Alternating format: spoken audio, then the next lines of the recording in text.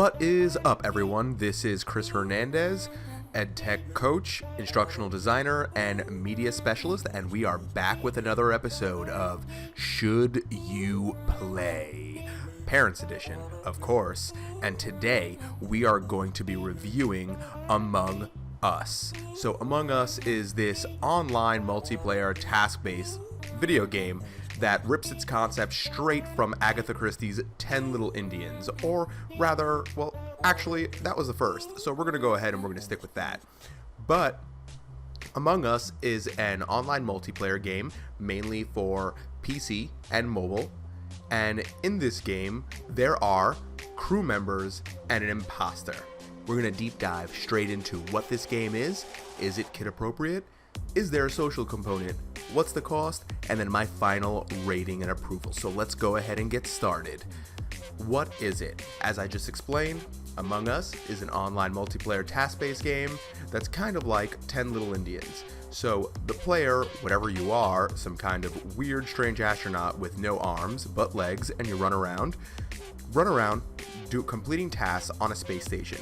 There are other levels, of course, where I think one was a plane or something like that, but you essentially complete a multitude of tasks such as putting wires back together, connecting electricity to different things, realigning engines, diverting power to different places on the ship, accepting said power, emptying garbage, there are 2 different ways to empty garbage, and fixing the shields. All these tasks need to be completed, and everyone in the game has different tasks. So again, online multiplayer, up to 10 players, sounding really familiar there, but up to 10 players, and essentially what 9 players must do is complete tasks that are set upon them in order to complete that level or that game. However, it's the task of one person, who is the imposter, to kill as many people as possible on board, sabotage the ship, or cause a certain level of chaos on the ship amongst the other players. Now, how kid appropriate is the content? Now, when we get into crewmates versus imposters, how appropriate the content is really based on what you're okay with your kids seeing. So there is killing in the game. Obviously, as I just explained, imposters kill people, but there's really not tons of bloodshed and stuff like that. There's the simple stabs in the back. One animation has an imposter pull a gun out, another one has him snap your head, and I'm sure that there's more. And unfortunately, I was unable to get chosen as an imposter, so all of these videos I've taken for today's showcase are as me as a crewmate. Now, this is where we dive in to the social component of the game. The other 9 members who are not the imposter need to figure out who the imposter actually is. In order to do so, you either need to report dead bodies of your crewmates that are found, or hold an emergency meeting in order to discuss who you think the imposter is. A lot of these meetings are obviously social based, and I find that the game can be really hard. So if it's hard for me, I don't know how it's going to be for a child. And I say that in the sense of when you get to the kind of roundtable discussion component of it, it's really hard to type quickly and type to people and kind of really discuss in the time limit that's granted to you. So you can wind up being cast out of the ship and you not being an imposter and everyone making a mistake, or you can wind up casting out the wrong person if everyone's not careful enough. So of course, this leads to the aspect that your child will be talking to random strangers online in public. Now I know they've probably seen this game on Twitch, their friends have probably talked about it, they've probably seen ads for it, but unlike Twitch, this game is very different, as the Twitch streamers are streaming with their own private lobbies and people that they know.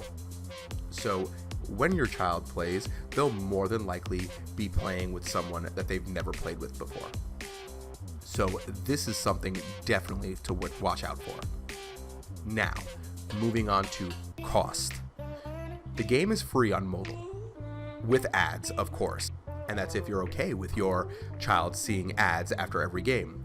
However, it costs $2 to remove those ads. Now, if you want them to play on the computer, it's going to cost you around $5 in the Steam store. Now, leading up to the end of this, what's my approval?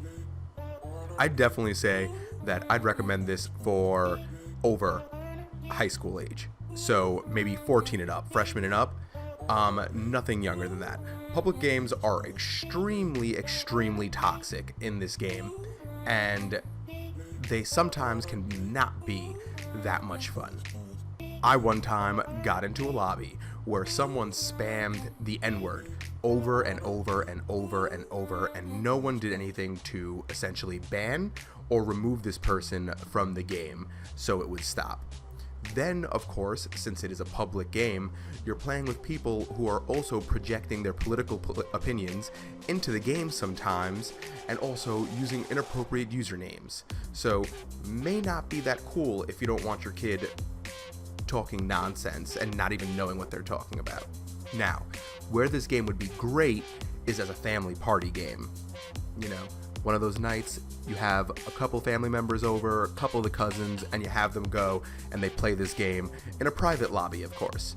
Now, that would be a really cool, controlled setting. However, at the end of the day, it's totally up to you. You can only choose what you think is appropriate for your child, and if you think that they can handle this stuff and you have that handle on talking to them, then be my guest, go right ahead, let them play.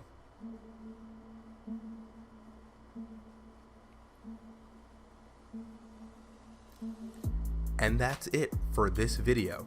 Thank you for watching. Don't forget to hit that subscribe button. You can find me on Instagram as Count Ranchula, on Twitter also as Count Ranchula. Again, hit that subscribe button and stay tuned for more videos.